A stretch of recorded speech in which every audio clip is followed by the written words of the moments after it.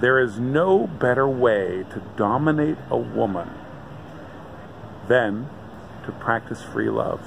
Dudes, it is being said that Wonder Woman is changing the face of feminism, changing the face of the women's rights movement, changing the very face of pop culture. And all why? Because she does not shave her armpits. She's the new sort of feminist. Y'all, let's talk about Wonder Woman.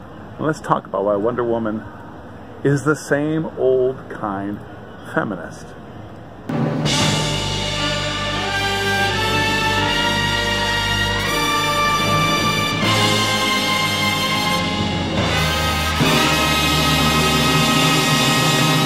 The time will come when your ancient prayer for a child, one not created through unholy union, will finally be answered.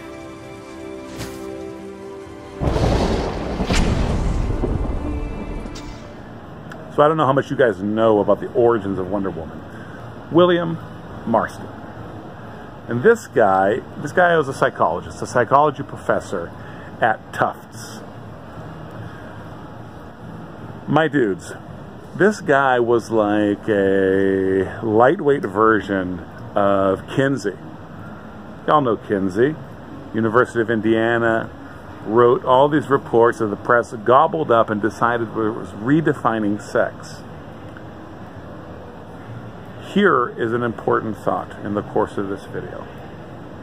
There is no better way to dominate a woman than to practice free love.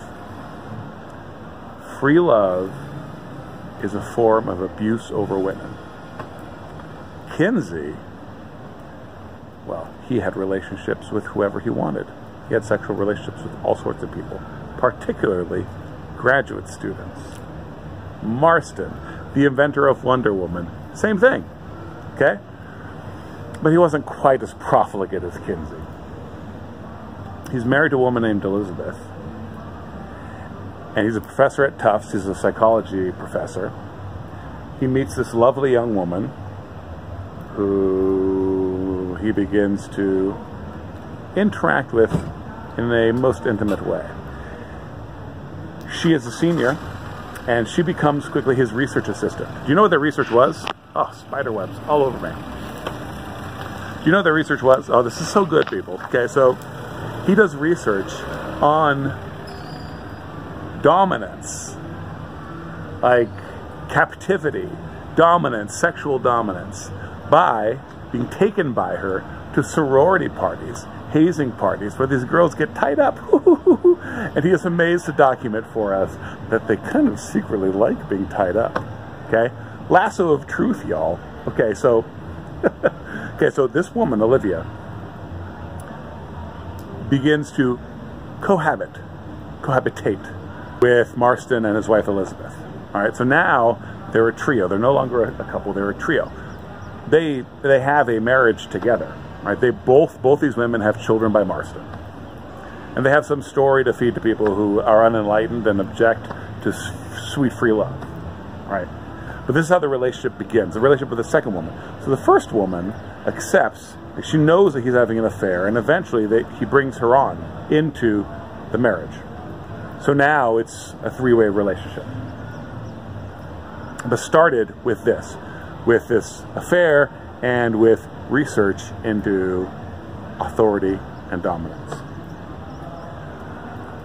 So William Marston eventually invents Wonder Woman. And lovers of Wonder Woman history all tend to agree that Wonder Woman is based on Olivia, primarily, on this second woman. So, Olivia, feminist, like everyone else in the story, but a special feminist. Olivia is the daughter of the woman who opened the very first birth control clinic in the United States. And this woman, the woman who opened the very first birth control clinic in the United States, opened it with a partner, her own sister, one Margaret Sanger. a name to be dreaded and feared. The name of the woman who sparked the movement that has slaughtered millions of babies. A name that many of you on this channel will recognize. So let's follow this.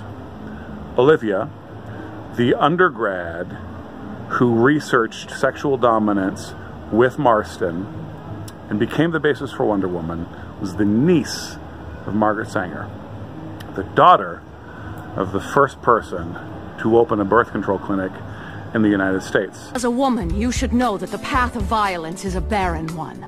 Abandon your misguided ways. Join the Sisterhood of Peace. And of course, as we know with Margaret Sanger founded Planned Parenthood. It was only a short step to go to abortion. So, Wonder Woman is created.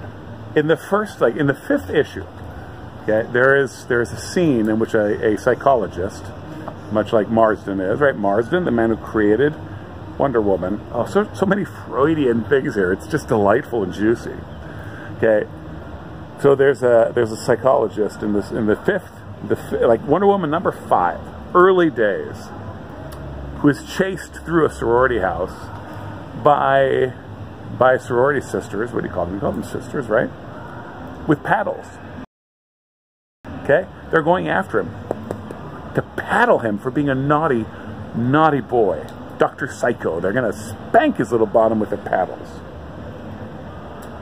Okay. Within a couple of dozen issues, women are being tied up by lassos of truth and variants of it, like girdles of transformation and whatnot, in order to submit to good authorities. Okay?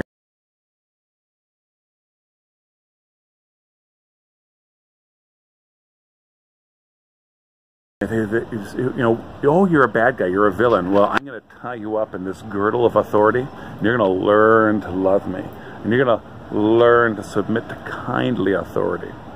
So there's this. So Wonder Woman is founded with this massive sexual kink of authority, of dominance. I mean, come on. I don't want to explore this too much for fear of going into some dark places. But this is what it's founded on a Keynesian sort of just, okay, of like psychological research, free love, do what you want, dominance, submission, gets messy right away. So basically it becomes, you know, the whole Keynesian way of doing sex is whoever can dominate the fastest. Or stick a toothbrush down his own urethra, but that's just a special Kinsey thing. So this, there are 2 main streams in Wonder Woman's origins. That's one. The other one is this feminist birth control abortion thing. Okay? So, what do you have behind the origins of Wonder Woman? It's the same stuff behind the origins of feminism. Frustrated fertility, frustrated sexuality. That's Wonder Woman. It doesn't matter if she shaves her armpits. And by the way, she was created in the same way. How was Wonder Woman created? In a classically Greek way that doesn't require any of the sort of unpleasant medieval filth. One not created through unholy union. That feminism has moved us away from. Okay? So Hippolyta, the mother of Wonder Woman, makes a little statue and begs Aphrodite to bring her to life. And she does. It's just like Aphrodite. Boop! Springing from the head of her father. Or is it Hera? I can't remember. Regardless. Spontaneous generation. It's so clean. You don't even need to have sex with a man.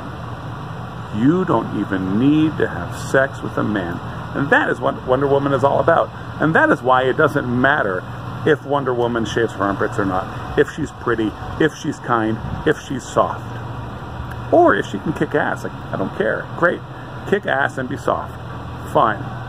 But there will not be any sort of new feminism or new motivating Wonder Woman until Wonder Woman has a baby. And Wonder Woman will never have a baby. If she ever does, years from now, there will be some sort of surrogate or adoptive storyline for Wonder Woman to actually say, "Oh, Bruce, take me now and give me a child." an impossibility. It would break the character. All she can ever do is kiss Superman, kiss Bruce Wayne. She can never, ever accept their children, because then she would no longer be Wonder Woman, feminist icon. No babies, no woman. I mean, this is the thing that's so hard to come to terms with, is that barrenness is such a hard thing. And feminism wants women to choose to be barren on purpose.